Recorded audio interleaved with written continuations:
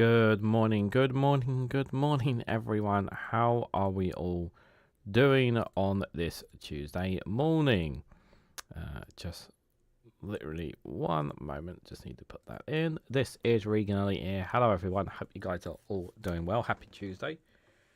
Have you had a good Monday? It was a long day, indeed.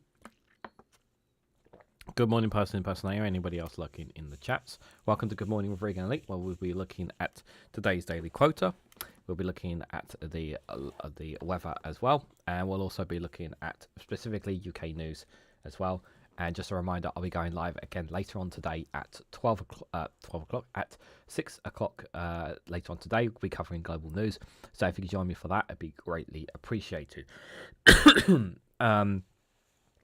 I just want to point something out in chat as well to those who might have been here before I started. I updated OBS because OBS required an update, and it decided to once the update was done, it said, "Oh, by the way, the countdown thing's not working right now. Sorry."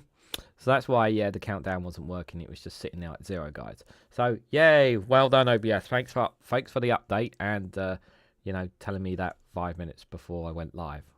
Greatly appreciated. So hopefully I'll get that sorted by the time the next live stream comes around. I do have other stuff I need to deal with as well, to be fair. But we are live for about an hour, just for reference as well. So just 1 hour as well. And we have a Super Chat goal. So if you guys can contribute towards the Super Chat goal, it would also be greatly appreciated as well. So here is today's daily quota, guys. Here it is. I hope you guys can read that all right. From Brad. I think that's from Brad. I will show them to you before I read them because I want people to know that it's not coming from my own head. It's actually from this. And you can get one of these of your own at littlepennythoughts.com as well, just for reference. So this one is from Brad. And it says, be somebody who makes everybody feel like a somebody. You got that? Be somebody who makes everybody feel like a somebody. I get that. Do you get that? Let me know in the comments below. You should understand that one. I get that one. That's a good one tomorrow. I have to see that one tomorrow. That's a good one.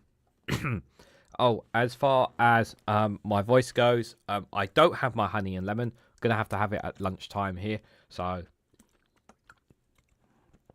I definitely still got it. It's still not gone away.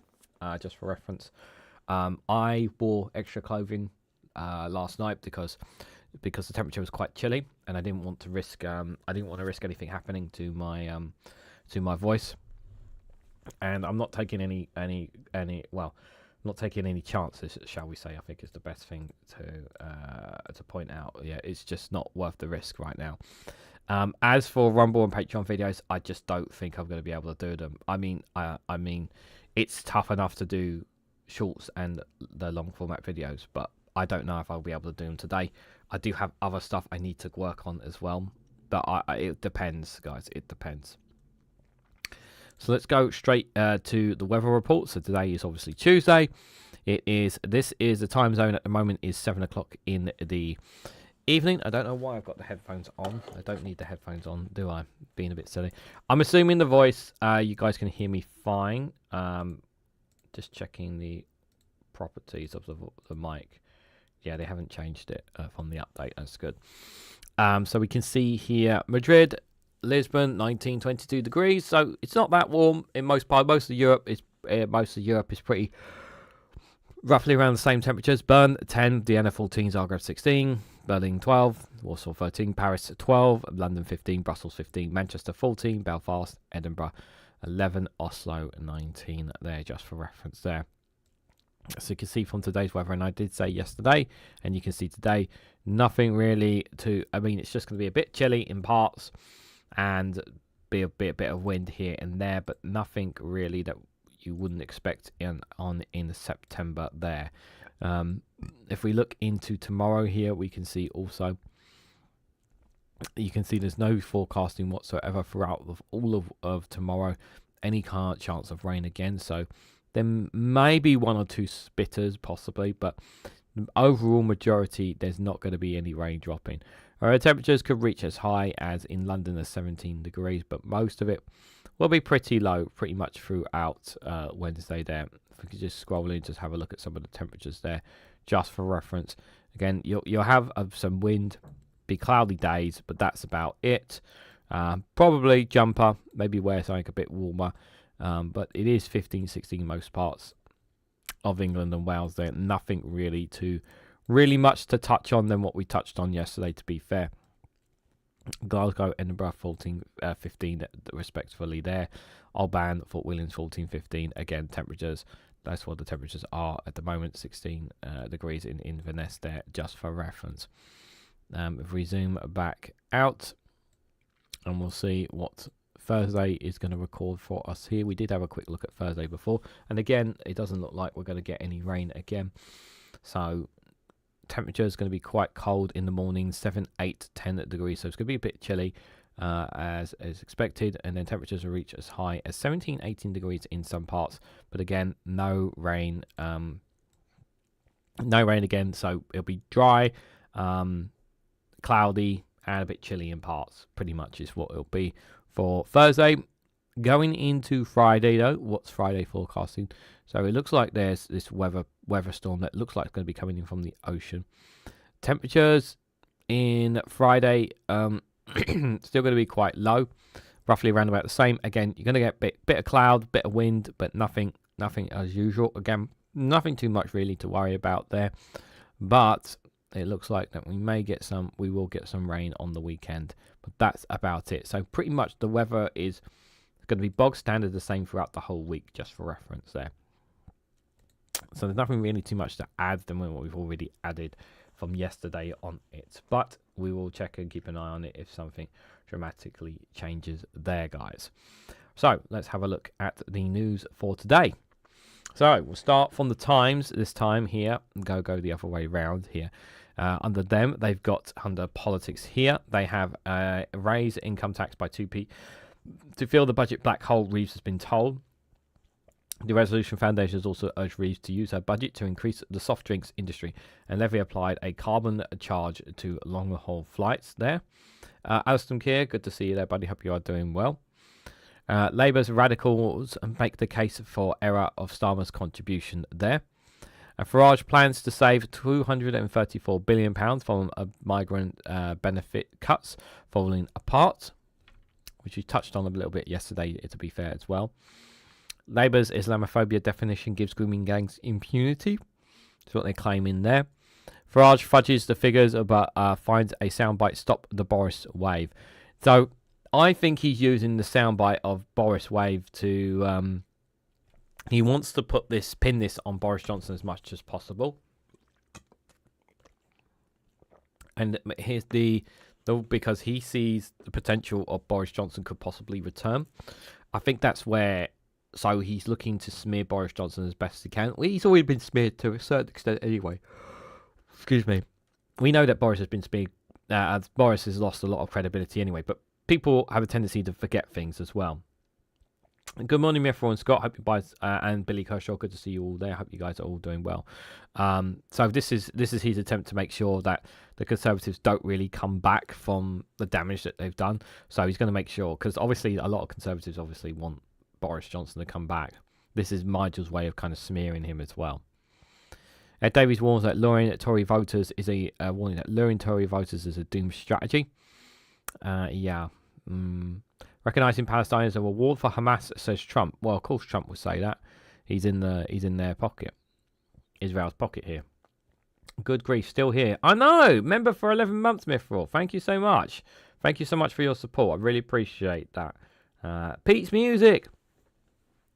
Sorry, I have to jam to Pete's Music. Good to see you there. I hope you are doing well. Indie Duck Melody there. Quack quack. Good to see you there as well. I hope you are doing well. But thank you again, Mithril, for being a supporter for 11 months. That is amazing. Thank you so much. I really appreciate that. Starmer declared donations that help pave the way to number 10, says the Tories. Oh, shut up, Tories. You really cannot say anything.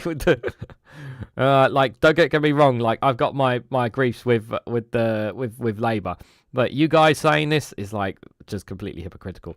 Bad, good to see you there. I hope you are doing well as well. So, new Gatwick and Heathrow runways to be protected from legal challenge. Protected? It's a shame we can't open these up, guys. NHS needs to cut cost of operations to break the doom loop, says Streeting. The Health Secretary plans tough reform and pledges that the health service will no longer receive emergency top-ups during to plug the deficits. Arguments against digital ID are paper thin. The world has moved on, and most voters now support compulsory identification to simplify government and tackle illegal migration, says William Hay. No, it's just it's a manufactured thing. It's been manufactured by the rich and the wealthy to say to people, "Hey, we all need to have that ID." Because guess what? Before we had it, no one was saying anything about our electoral system with regards to that.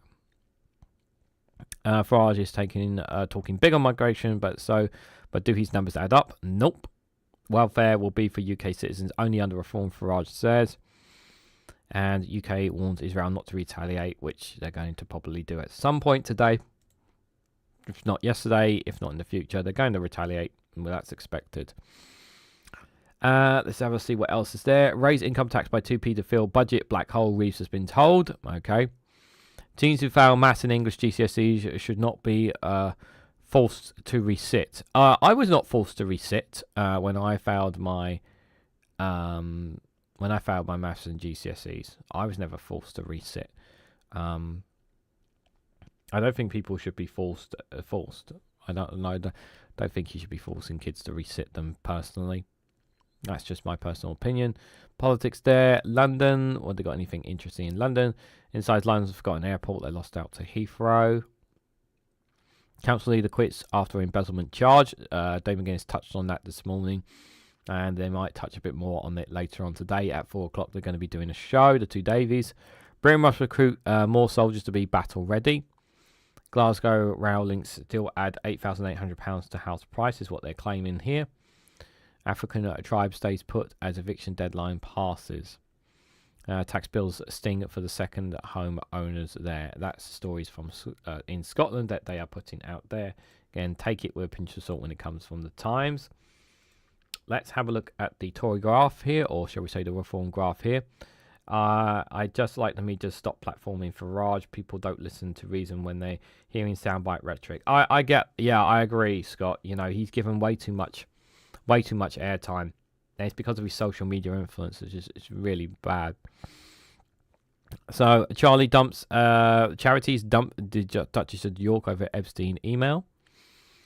Farage faces showdown with EU as he declares benefits are for Britain only.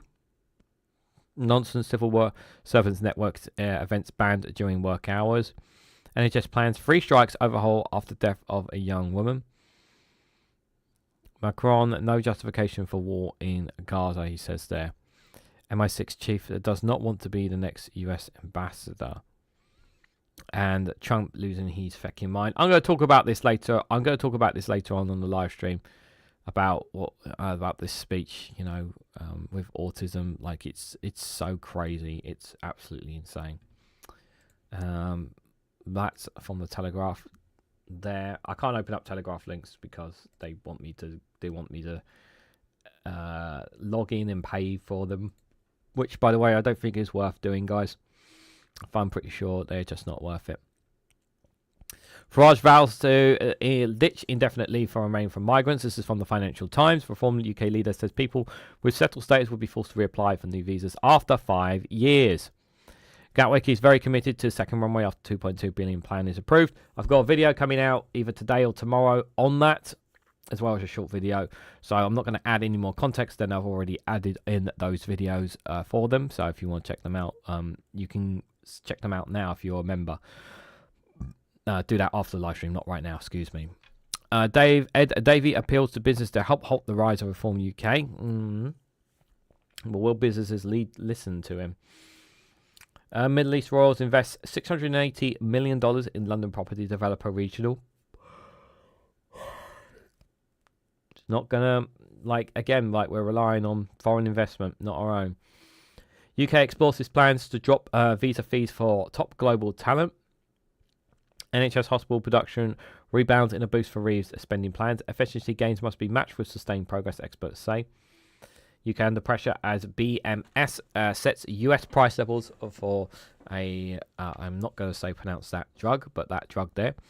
Bristol's Media Squib will sell its new treatment in the UK for $22,500 there. And the rest of these are mainly opinion pieces here on the right hand side there. Let's have a quick look at the homepage of the FT. UK set for the highest inflation in the G7, says the OECD. Forecasts come as businesses and households absorb impact of higher payroll taxes and regulated prices. You know, if Nigel Farage was in power, he would dismiss this, saying this is all wokery.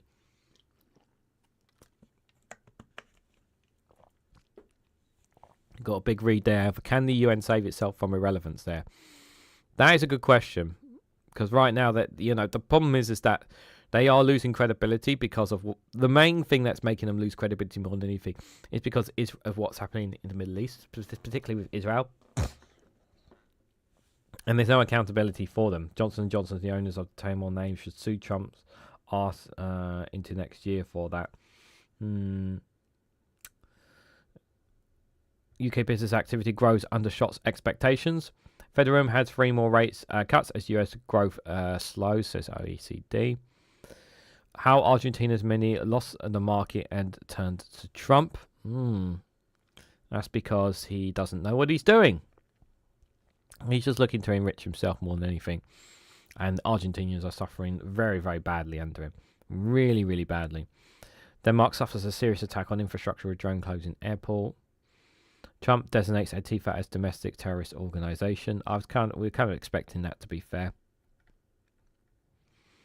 Eurozone business activity grows at fastest pace in 16 months despite French weakness. Crypto hoarders turn to share buybacks in a push to boost falling stock prices. Disney to return Kimmel's show to airways after brief suspension. Oh, it's coming back on. Okay. The question is, what's going to happen when he airs his first show? Unless it hasn't happened already. So he's going to come back on that's going to be interesting to talk about later. B&G owner Kingfisher confronts short sellers with strong sale growth. Chinese cargo ship docks in Russian-occupied Crimea. Why is anyone surprised by this? And yeah, the Trump's on pregnant women and autism links, which again I'm going to talk about that later on. Don't really want to touch on it now, to be fair. That's big news. Jimmy Kimmel coming back. That is quite big news. Okay, I might be able to open some of these stories here from the iPaper. Let's go to politics here. Farage plans. Excuse me. Farage plans to deport illegal migrants would split families. Furious Netanyahu will work with Trump after UK recognises Palestine state. Yeah. So, yep. Nigel Farage wants to split up families. So, I like to say, I'd like to say to reform voters, are you happy separating children from their parents?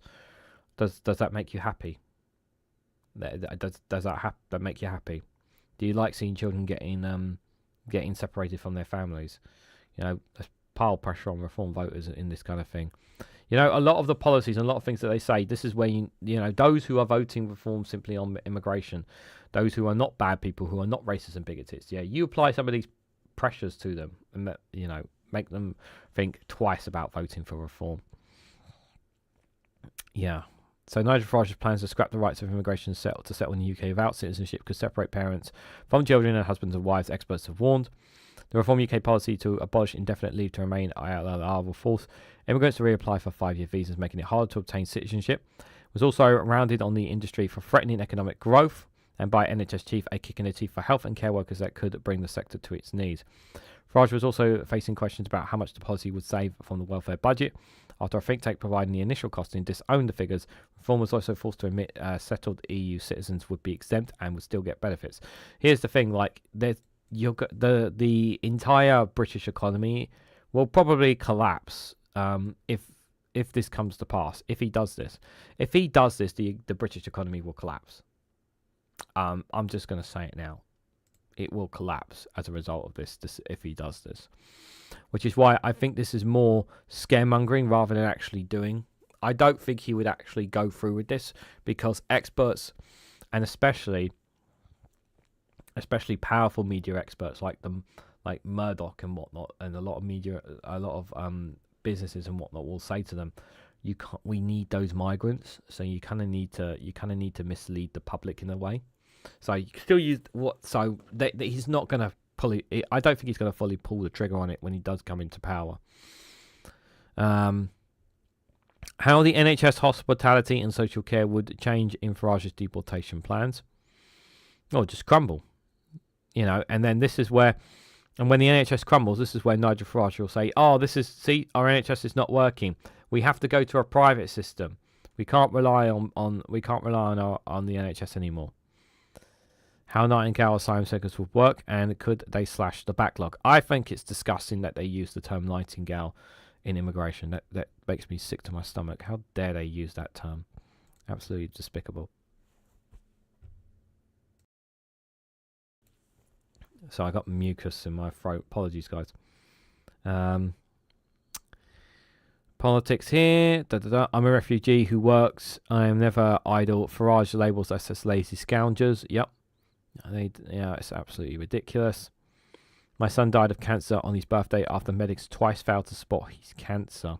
Exclusive there. NHS not ready for a new era of diagnosis and treating Alzheimer's disease. A group of faulty researchers hail new drug, but says that without rapid reform, the potential of major interventions will not be realised. As somebody who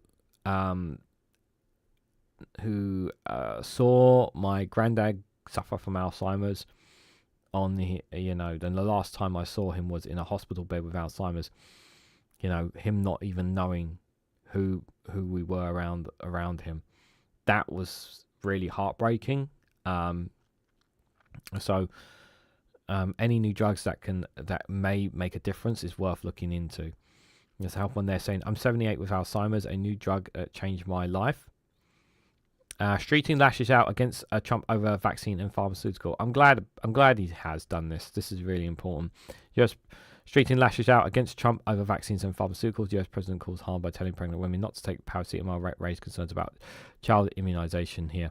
So West Streeting has lashed out against Donald Trump for telling pregnant women not to take paracetamol. The health secretary has warned the public, don't pay any attention whatsoever to what Donald Trump said about medicine. He told ITV's Lorraine, I trust doctors over President Trump, frankly, on this. This was really, really important. I'm glad West Streeting came out and said this. This needed to be said because there will be some idiots in the UK that will take heed of what Donald Trump has said. I'm going to touch more on Donald Trump later on today. But I just want to say, for as much as my problems that I have with West Streeting, and I really don't like him, whatever, I'm very glad that he's come out and really dismissed this and said, no, do not listen to this man. Please listen to the doctors and what we're telling you here. So I think that was really, really important from the health secretary to come out and say that. I think that's really, really important to hear. Seem to be I don't know if the live stream is stuttering or not. If it is, do let me know in the comments. I don't seem to be getting a bit of stutter from my end, so hopefully you guys aren't seeing it here. Hi, wake up, Rosemary. Good to see you there. I hope you are doing well. That's all right. Hope you have a good day, whatever your plans are. How much Nigel? £30 a month, 40, 50. How much? Sense from Streeting. Yeah, I know. It is actually good sense from West Streeting. I wish there were a lot of things that they would call out a lot quicker. This is the one time where West Streeting, he did the right thing in calling it out as quickly as he did as well. I thought that was really, really good. So you got to give credit where credit is due, because especially when it comes to the healthcare of the nation, it's really, really important to dismiss what Donald Trump is saying about paracetamol. Really, really important. So this is the Independence here, UK politics here. Ministers refuse to guarantee asylum hotels will be closed by 2029. Oh, you're going back on your pledge there. Yeah, going back on their pledge already, Labour.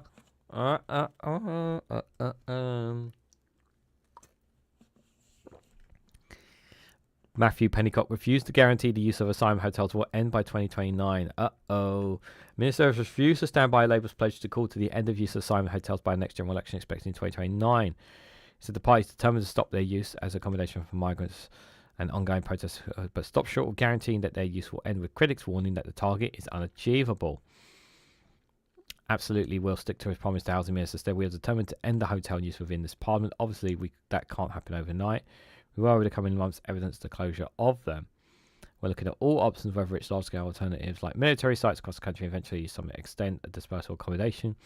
Although it'd be very basic accommodation, in some cases HMOs, lower quality housing in the private rented sector, when we need to move to dispersal accommodation. Mr. Pennycock also refused to say how much money is being spent ferrying migrants between hotels to and from medical appointments after a BBC investigation uncovered that some journeys costing hundreds of pounds. That's not ideal. Rachel Reeves in June pledged that the government will no longer house asylum systems by 2029. Yeah, people haven't forgotten that. All the government spending review said that hotels are costing billions of pounds of taxpayer money and leaving people in limbo, shunning the cost of failure onto local communities. Ms Reeves told MPs that the plans to cut the asylum backlog, hear more than asylum appeal cases and return people to their home countries would save £1 billion per year. A former top civil servant in the Home Office also cautioned ministers over the target, warning that ups and downs could throw it off course. And protests erupted across the country outside homes, hotels, with Reform UK and the Conservatives calling for an immediate end to their use. Says the Conservatives, who kept putting them in there as well. The figures last month revealed that the number of asylum seekers in hotels risen by 8% from the year earlier, while the number of asylum seekers housed in the hotels was up 8% year on year. The number has been consistently falling since December last year. The number of people in hotels, 32,000, is also significantly lower than the peak of over 56,000 under the Tories government in September 2023. Yeah, they're not going to be able to keep their word on it. I did say they're not going to be able to keep their word on it. It's not good for them. What else they got here? Uncovering that story. Contradictions there from Zach Polanski. Britain is my home, but Farage plans have me fearing for my future. A research manager who moved from Brazil to the UK said Nigel Farage's plan to abolish indefinite leave to remain would make it impossible for her to plan a future in this country.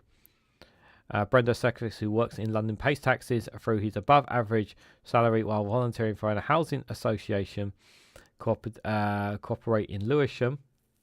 He also runs a Brazilian film festival, which takes place next month. Despite having lived in the UK for 4 years, the 34-year-old preparing to apply for our ILR status in March said Reform UK's radical policies on immigrants has left him feeling insecure about his future. Yeah. See, this here, plans been met with outcry here. Here you have another person here. He arrived in the UK from his home city after being picked from 75,000 applications for a scholarship to study for a master's degree in the School of Economics. After graduating, he went back to Brazil to got a job with his London-based employer before returning to UK after the COVID pandemic. He volunteers at Stanford Housing Co-op. See, this is the kind of people that are going to get. This is the kind of people, guys, who's going to get deported. People who are, paying their taxes, doing their fair share. It's not just illegal, it's legal.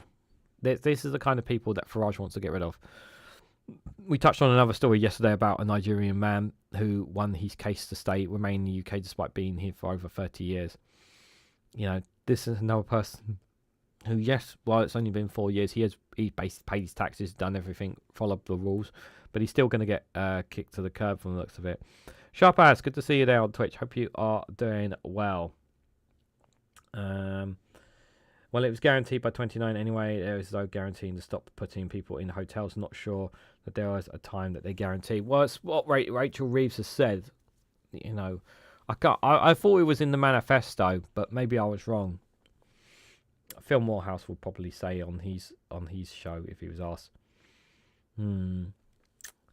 What else they got here? DWP won't rule out further benefit cuts before the next autumn.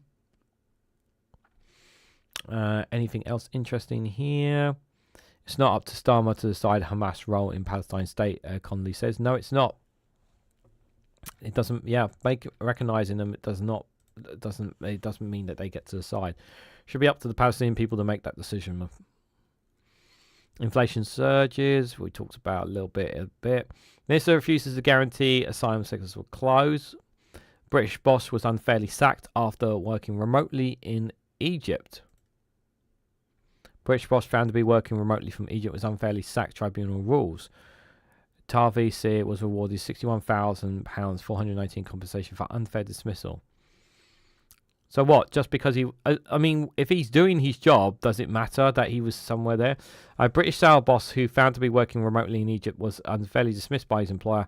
An employment tribunal has ruled. As a UK field sales manager in Food Hub, Travis Sale was required to spend at least 4 days a week in the field, the tribunal heard. But Mr. Sale was found working remotely in Egypt where he had family. For what evidence presented to the tribunal suggested was several weeks, although the exact amount of time remains uncertain. He was fired by the CEO later this year, in which the tribunal judge ruled as an unfair dismissal with fundamental flaws in its investigation. He was awarded £61,000 in compensation. The sacking came after a discovery was made by Mr. Sheik's boss that he was not filling in as many expenses as his colleagues, despite his more senior position requiring extra travel across the country. Adrian Muller, the CEO of the food delivery app business, called Mr. Sheik in for a review meeting in early 2020 and raised concerns about him not spending enough time in the field. Previously, Mr. Shah was a high performer and was even promoted several times from his old role as a field sales executive to UK field sales manager. During his discussion, a decision was made to extend his trial period in the newly promoted role. During that period, Simon Farmer was appointed as Mr. Shah's new line manager, and he discovered that he had been out of the country outside the time of authorized annual leave.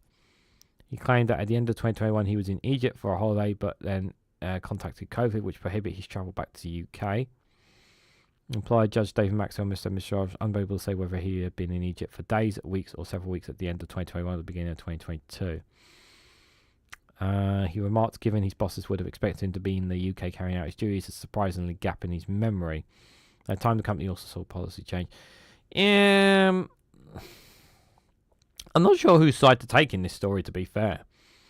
Like, there is a part of me that feels like, yeah, this guy wanted to spend more time in Egypt rather than at home. So it's kind of a tough one. I'm not sure which side to take on that. Because the thing is, it's not because it based on the kind of job that he has. It's not a case of just working behind a computer screen. From the looks of it. Devastating family pay tribute to a girl too allegedly murdered, and that's absolutely horrible. My deepest condolences. Absolute condolences. Top Burnham ally slams Starmer on the eve of Labour conference. Cooper accuses Netanyahu of letting children in Gaza die of starvation. Yep, call it out for what it is. It's about time you did. Although I kind of wish, you would not. You would undo that. Designating Palestine Action as a terrorist group as well, Yvette. That would be much more helpful if you were to do that. Nationwide fish recall issued. Trains to use stunning historic rail line for the first time in a decade, apparently. Trump claims he ended a war between countries that are 4,000 miles apart. Yep, he did make that claim. Farage vows to axe indefinite leave to remain and ban. Yep, we talked about that already. An excellent policy allowing British people to gain an advantage there. Sponsored video. And that's pretty much it there for the Independent so far there. Oh, wow. We've gone through quite a lot of these already quite quickly. We might have to go to look at some world news, guys. I wasn't expecting to run through these as fast as I have. So this is, let me switch over, sorry, Sky News here. Oh, wait a second. I'm on the wrong feed there. There we go. Don't pay any attention to Trump that says Health Secretary on autism claims. Yep, there's no evidence for Donald Trump's claims. Again, I'll talk about it later on. I trust doctors over President Trump, says the UK Health Secretary. He's responded to Donald Trump claiming that there is a link between paracetamol and pregnancy and autism in the child. He rejects the claim, saying, I've just got to be really clear about this. There is no evidence to link the use of paracetamol by pregnant women to autism in their children. None. In fact, a major study was done back in 2024 in Sweden involving 2.4 million children and did not uphold those claims. So I would just say to people watching, don't pay any attention whatsoever to what Donald Trump says about medicine. In fact, don't even take my word for it as a politician. Listen to British doctors, British scientists, the NHS, he says. Straight went on to say that while it is not a bad thing to be asking questions at a time when there is skepticism, it's really important to follow medical science and follow the evidence. His message to the public on all medical matters, including vaccines, is trust your doctor, trust medical science. The Health Secretary adds, I trust doctors over President Trump, frankly, on this. This is, couldn't have been, like I said earlier, couldn't be more clear about the position on this. Davey hits out the park with his conference speech. Okay, he's in the park there having fun. You know, I thought David was getting serious here. Tax income hikes. This is just live right now. Live feed. Politics of Sam. Not interested. Nigel Farage living rent free in Ed Davies' head. Probably. Trump claims about paracetamol. Autism. Again, I'm going to talk about that later. The Dems challenge on demanding sanctions from Musk. We covered that yesterday. For the science, Trump claims about autism. Minister says reform UK's proposal is unworkable and damaging. Yep, because that's the best they can come up with. It just dismiss it, really. Business Secretary to visit Jaguar Land Rover amid ongoing shutdown over cyber attack. Peter Carr will visit Jaguar's Land Rover to meet firms in the supply chain for the bereaved car maker. Davey the blast Trump's administration cruelly and stupidity and hit out a reform UK in a major UK speech. Tories tout record infrastructure decisions, but cleverly it says process began under the Tories. Oh yes, they got to take the scraps while they can, can't they? They got to take the scraps while they can. With my chat not being filtered properly, no, it has not. Counter Kev, good morning to you. Hope you are doing well. I was checking manifesto. Sorry, this is Scott there. Peter, good to see you there. Hope you are doing well. Anybody else lurking in the chats? Major projects the government is touting, including the Lower Thames Crossing, Gatwick Airport expansion, Luton Airport expansion, Morgan. Like there was some projects, but not on the levels that are being done. There was one or two projects, but they weren't really that much. There wasn't really that much going on under the Conservatives. All of it was just cut. It's really what most of it was. David accuses Trump of overseeing the biggest threat to fight against cancer. New homes may be forced to fit water-saving showers and toilets. Are you kidding me?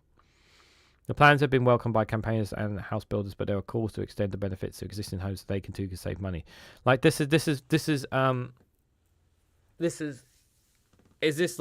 because of how shit our system is right now, especially in England? Fit water-saving showers and toilets. What exactly they do? I suppose they utilise how much water it does, I suppose. So new homes in England could be fitted with mandatory water-saving showers and toilets under government proposals to save water. I don't like this. This doesn't sound good to me. The Environment Department is consulting on plans to require house builders to fit new properties with features like aerated taps and shower heads and dual flush toilets. Comes as 5 areas in England are still battling droughts this autumn. The government said the proposals would have a negligible impact on user experience while cutting water use by about 20 litres per person every day and saving £100 a year on household bills. It's not...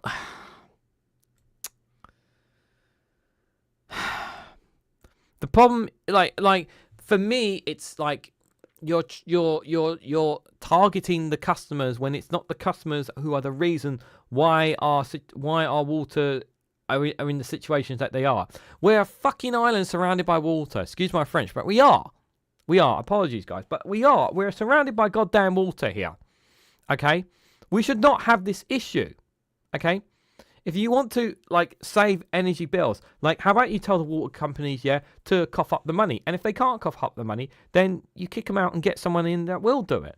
And if you can't get someone out that will do it, then put it under state control so that the government can actually get some people in charge that can actually manage it.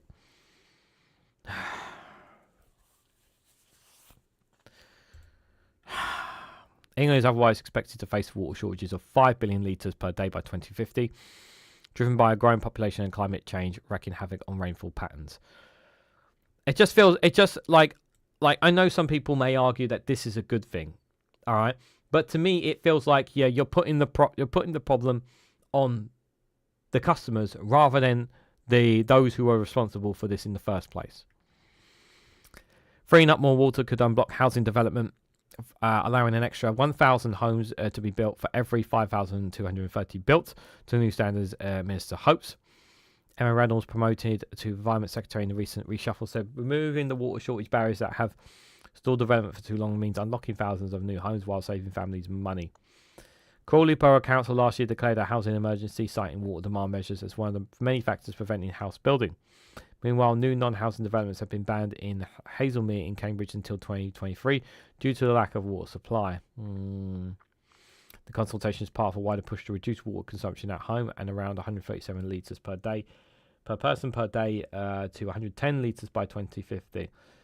Other changes to the current building regulations could include harvesting rainwater to flush loos in their homes.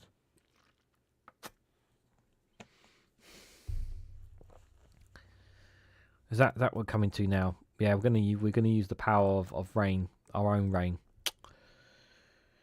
Psychology professor Benjamin Garner, who specialises in behaviour changes at Surrey University, said such changes are likely to be highly effective without people even noticing a difference in their daily lives. I mean, if it doesn't affect people's daily lives, then yes, but is it really going to be? I'm not sure. The surrounded by water is not the point. It's unusable unless using a desalination. Regardless, we shouldn't have a water problem. It's the catchment of dispersal, says Scott. Yeah, I know you have to desalinate everything, and I know the problem is it also requires the chemicals, which the chemicals we do not have here, which means we have to get chemicals from Europe, and they cost more now because of Brexit. Yeah, I'm fully aware of that. My water pressure is so low, a shower is an ordeal rather than a pleasure. I still have to have a shower every. I still have to have a shower. I try to have a shower every day or once every 2 days, at least. I don't like not going a day without a shower. And to be fair, guys, I'm only in there for about 5 minutes less. You know, I really don't spend much time in it just because I don't want to waste water. You know, I do think about that. Unfortunately, yeah, I have a house. There's a household of families here who like to use the bathtub. They prefer bathing than showering, and I can't convince them otherwise. But he said those in older homes should also have the same changes to save water and money. Retrofitting water-saving technology into existing homes should be a priority too. Campaigning and housing developers welcome the proposals. New builds are significantly more water effective than older homes, saving owners an average of £126 a year, reducing the country's water use by billions of litres a year. Factoring into these planning decisions, a sensible move that should unblock desperate needed homes currently held up in water-stressed areas. Reactions said the government had moved too slowly. Its CEO said once feared for water crisis is already here. Some of one of the driest and hottest on record, urging the government to get tough on water firms to tackle leaks, adding families should not be carrying the burden alone. This is my point here. Yeah, families should not be having to carry the burden of what's happening with our water crisis, particularly here in England. The water industry says it plans to halve leakages by 2050. Well, we'll have to see on that, if I'm honest. I mean, I'm very keen. Like, obviously, I drink. Because I work at home here, guys, I obviously get water from the tap. I don't buy water. And normally what I normally do is I get a jug of whatever squash we get, and then I just fill the jug up with that squash and whatnot, so I don't even need to use the tap that often, to be fair. That's just how I operate. Obviously, everybody operates a different ways. Mithril says, I love a bath. It's my quiet place. I can soak and read, but only once every 3 days or so. You see, you're sensible, Mithril. There, you understand. You know, that's you see, that's totally fine. Once every 3 days or so. I'm not personally a bit like I prefer showers to bath, me personally. But because obviously baths require a lot of water. They require a lot of water, so. I love a bath, but I probably drown. Indie duck. Energy intensive, yeah.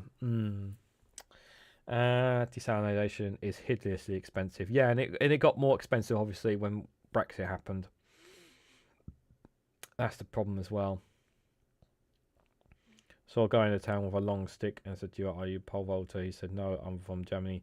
But how did you know my name? Says Peach Music. Over a decade, it has went from 12-litre flush to now 4-litre flush now in toilets. Says Aston Kia. Let's see what else. Well, they got an exclusive there. Oh yeah, that's an old story from them. Front of UK. UK faces crisis child on child sex abuse with fundamental shift in offering. I don't really want to click that. Sky News granted exclusive access to a call centre which helps abusive victims as police chief warns that unless urgent action is taken, there's a risk of criminalising a generation of children. UK faces crisis of child on child sex abuse with fundamental shift in offending. Yes, goodness, stuff that finds distressing. I'm not gonna go into it, guys, at this time. I might cover that story on a video, possibly for the future. So, let me. Is there any other stories from Sky News that we don't know about? British Egyptian activist released from prison after being pardoned. More UK stories here. Energy bill payers to be backed super battery projects. S&P council leader resigns. Again, that's going to be covered by the two Davies. Do check them out later on at 4 o'clock. Davey refuses a rule-out deal with Starmer to stop reform when in power. Yeah, to be honest, guys, I hate to say this, but I would rather have a Labour-Lib Dem coalition than a reform government. I don't think that would happen, but because I generally think we're only going to get one or two things. We're either going to get a reform government or we're going to get a hung parliament. One of the two. Major changes disappear from the high street as it closes all of its stores to close. Another high street chain Body Care is to close all of its stores with hundreds in redundancies. The chain is the latest retailer in trouble amid intensifying complaints from the industry about tax increases announced at last autumn's budget. Closes 56 remaining stores, resulting in 444 redundancies, administrators have said. And announced the closure of 30 shops, having collapsed into administration earlier this month. Shortage of stock and the cost of running the store meant it was no longer viable to keep the 115 stores open, administrators said at the time. Since the deployment of administrators, roughly 150 shops have been shut. More than 100,000 people have lost their jobs. See, what are we doing? What are we doing to protect businesses like this? You hear these stories all the time. Body Care specialises in fragrance, toiletries, cosmetics, skincare products, and was founded on Lancashire Market Stall more than half a century ago. It employs about 1,500 people. Body Care was seeking a buy in an attempt to avert its collapse. Been under pressure due to rising costs of delayed transition from its online retail platform, the cost of living pressures. Also suffered in shortfall in funding as a shock market last year. Also hit supplier relationship led to stars. It had been profitable before the pandemic, but like many retailers, it lost millions of pounds in the financial year immediately after. Yeah, at the time, it received state financial support in the form of multi-million-pound loans from the Treasury Pandemic Funding Scheme. Just weeks ago, the retailer secured a £7 million debt facility to buy short-term breathing space. The brand was established in the 1970s and sold branded products like L'Oreal, Nivea, Elizabeth Arden. Elizabeth Arden, that's expensive. That brand's expensive as hell. Retail version Tory Brown. Yeah. In recent weeks, River Island and Poundland both narrowly avoided administration after winning creditors' approval for restructuring plans involving store closures and job losses. River Island and Poundland are on deathbed as well. See, what are we doing to protect our high streets? What are we doing to protect them? Nothing. We're just leaving them hung out to dry. Another one. I hate it. I absolutely hate it, guys. I want to take that story. I want to hold on to that story for later. I won't be covering it today because got other things. Hello, Guardian. Can you open up for me? Thank you. So we can actually see what the stories you've got here. Got about 9 minutes left. Just a reminder, guys, if you want to contribute towards the Super Chat goal, If anybody can, it would be greatly appreciated. Unfortunately didn't get any yesterday. If anyone can support, be greatly appreciated. If you can't financially support me, just hitting the like button, sharing across social media, and subscribing really does help support me. So if you can do them at least for me, it'd be greatly appreciated. If you can't financially support me, guys. So let's have a look at the Guardian here. Don't pay attention to what Trump says. West Streeting, we talked about that already. UK manufacturing sectors falters amid Jaguar Land Rover cyber attack. Yep, that's what the business secretary is going to be looking at already. We saw that already. UK to suffer the highest inflation in G7 this year, says the OECD. Keir Starmer to launch progressive fight back against decline and division fueled by the far right, apparently. What exactly is he doing? He's expected to warn that the UK is at a crossroads as he set out plans to counter Nigel Farage and reform. What's he going to say that's going to be different? So he'll make a major intervention this week, pledging a progressive fight back that promises UK will reject division and hate. But what's he going to do? In a speech later this week, Starmer expected to say the UK is at a crossroads and that the government will lead the fight against decline and division. The address to take place alongside other progressive world leaders is intended to calm concerns about MPs and party members that Labour's rebuttal of Nigel Farage has so far been based on workability proposals rather than more objection. Starmer is also said to be focused on building an international coalition of centre-left leaders who can find ways to tackle the rise of right-wing populism, as well as forming a united front on issues such as Ukraine and Gaza. We don't have an answer to those questions. We need to be able to step up, a Downstreet source said, adding that this included a response to rising concerns about immigration. He said it would be a fatal flaw for Social Democrats to ignore these concerns. If the Social Democrats' response to these big questions doesn't provide the answers they need, then people will look elsewhere. So obviously they already are, the source said. Insiders said the speech this week would set a tone for Labour's conference and build on a series of interventions that signal a shift towards strategy towards Farage. There's a reconciliation, I think. I think we need to go further on this, or one ally the Prime Minister has said. Number 10 had previously seemed unwilling to directly criticise a number of controversial reform proposals over the summer, including plans for the mass detention and deportation of migrants, scrapping the Human Rights Act and withdrawing from the European Convention on Human Rights. And on Monday, Farage announced his party would scrap indefinite leave to remain for migrants and replacing it with a rolling visa system with a high salary threshold and limits on family.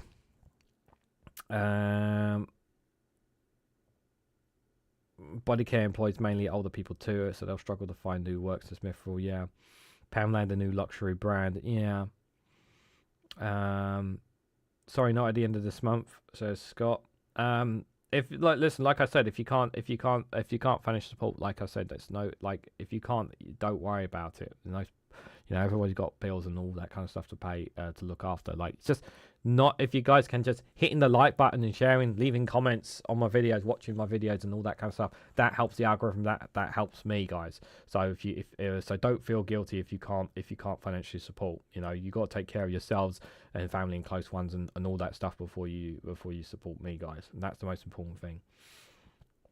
No worries, Rosemary. Thanks for popping in. Appreciate it. Starmer spokesperson said the plan to illustrate that there is a choice between national renewal. This is what the government is focusing on delivering, and the path on division decline in which reform wants to put the country on. I just think that Labour aren't really tackling enough the thing is that Labour needs to shift the conversation away from immigration onto other things. And they're trying to fight Labour on this ground where they shouldn't be. Labour should not be fighting reform on this thing. What they should be doing is steering the conversation into other topics. That's what they need to be doing. They need to be taking and not even just me, but other YouTubers have had this conversation. I've said this conversation. The problem is reform dominate the conversation. And one of the ways that they can take the conversation away from Nigel Farage from Reform UK is by literally having a daily briefing. Like, you could have a spokesperson every morning talk about the plans for today, what's the top, every Monday, Monday or Friday, you could have a daily briefer, someone for the spokesperson on the government saying, this is what this is the government's plans for today, this is what we're tackling today, X, Y, and Z.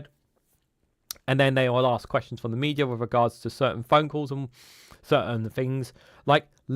Labour are the government. They are the ones in charge. They can set the narrative. They are allowing Reform UK to set the narrative. They are allowing Nigel Farage to set the narrative. They're allowing the mainstream media to set the narrative. They can set the narrative. It's all about them taking control, or literally, as has been said, taking back control. They can take back control of the narrative. They're the government. They can take control of the narrative, but they're choosing not to. They can take control of the narrative because it's the government. When you are in charge, when you have the power, people have to listen to you because you make decisions. Mithril says, I have X-rays, ECGs, and blood tests tomorrow, trying to get my COPD official. Mithril, behalf of myself and everyone here, I wish you the best of luck with that. I honestly do. I really do. Thanks for popping in, Indie Duck. Good to see you there. I hope you have a cracking good day there. And yes, I did say that. Let's see what else they've got. We've got about a couple minutes left here. We might have a look at Bahrain times before we go as well. This is the front of UK. B&G owner lifts profit forecast amid strong demand for kitchens. That's good. Good to see. It's good to hear, but some businesses are doing well while we hear others are going. But mind you, though, B&G are quite a big, been around for a long time, big company. Great Britain's electricity grid forfeited against blackouts after Iberian crash. Letters found on eBay cast light on UK families who benefited from slavery. Fascinating. Tenants complain about poor social housing in England jumped 43% in a year. Ombudsman's made 26,901 interventions to put things right, including child bedroom window boarded up for 4 years. Complaining from social housing tenants about poor living conditions have risen by more than 40% in England, according to a latest report from the Housing Ombudsman, including the case in which a children's bedroom windows was boarded up for 4 years. The Housing Ombudsman Service made 7,082 decisions on complaints from tenants to social landlords about the lack of repairs and other failings, including antisocial behaviour in the year to March 31st. This was up from 30% from the previous year, the public body said in its annual complaints review. There was a 40% increase in complaints about poor property conditions, far above the overall rise in investigations. The Ombudsman made 26,901 interventions to put things right, with 40% of compensation awarded related to leaks, damps and moulds there. This might be a story worth probably covering in a video as well. I'm going to... Give me 1 second, guys. I am going to... or definitely want to save that story. Can I open it in another link? Yes. I want to open that in another link and save that for later. National Trust reports bumper apple and pumpkin crops at its site.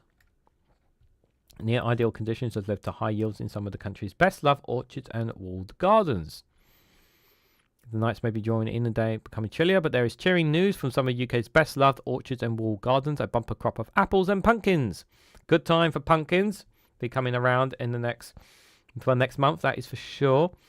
Remember, guys, if anyone can, financial support be greatly appreciated there as the Super Chat goal comes to an end. The National Trust Plant Health and Sustainability Consultant Rebecca Balin said climate change has brought some of us very challenging growing conditions over recent years with extremes of wet and dry weather and many storms. In stark contrast to last autumn when wet weather boasted slug and snail numbers resulted in pumpkins and squash crops being wrecked. Some good stuff there from them. And we're on one last minute, so we'll just have a quick nose at Barline Times before we head out here. Let's have a look and see what they got here. From Maggie Tamaga is their latest paper. So, latest stories they've got. Where is the opposition to Nigel Farage in more mass deportation plan? We covered that. I think we looked at that yesterday. Yesterday evening. Elon Musk has faced full force of the law. Covering that in the video. The media is failing to report the human impact of the rising tide of racism. What's the point of the Lib Dems in a post-liberal era? They got there as well. Whose party your pie backers to call to democratize left-wing groups as called in the Sultana clash over sexist boys clubs? And some of these stories are quite older stories. Some of these guys. Council faces legal challenge of continuing to invest in firms accused of aiding genocide in Gaza. There. The flotilla, by the way, just before we head out, the flotilla in the next couple of days will be hitting Gaza will be heading into close to Gaza's in the next couple of days, guys. They made their last stop on the weekend. So the flotilla and the boats are going to be, this week, we're going to hear what's going to happen. You know, this is where you're going to hear something from it in the next couple of days, guys. So it'll be interesting to see what happens there. In about 6 hours time, guys, I'm going to be back with a live stream for global news. So if you guys want to join me for that at 6 o'clock, feel free to do so. We'll be covering some of the comments and things that have been happening in the US as well as some other stories taking place around the world. So do join me for that if you can. It will be a greatly appreciated indeed. But I want to say a massive thank you to everyone who's come along this morning. Thank you guys for all your comments. It's greatly appreciated. Like I said, I know some people obviously they're just waiting to get paid before they can support me. And by the way, I just want to make it clear, don't feel bad if you can't support me. Like you guys being here, just you guys being here in the chat, commenting and whatnot, that it means a lot to me that you guys come in and support me, and I really appreciate it. So thank you to each and every one of you. I really do mean that. Enjoy the rest of your days, whatever you guys are doing. I'm going to go and have lunch. I know some of you guys are going to go and have lunch or too. Some of you guys have got plans for the rest of the day, so enjoy them, whatever they are. And if you can't see me later on today at 6 o'clock, obviously the 2 days will be going live at 4 o'clock.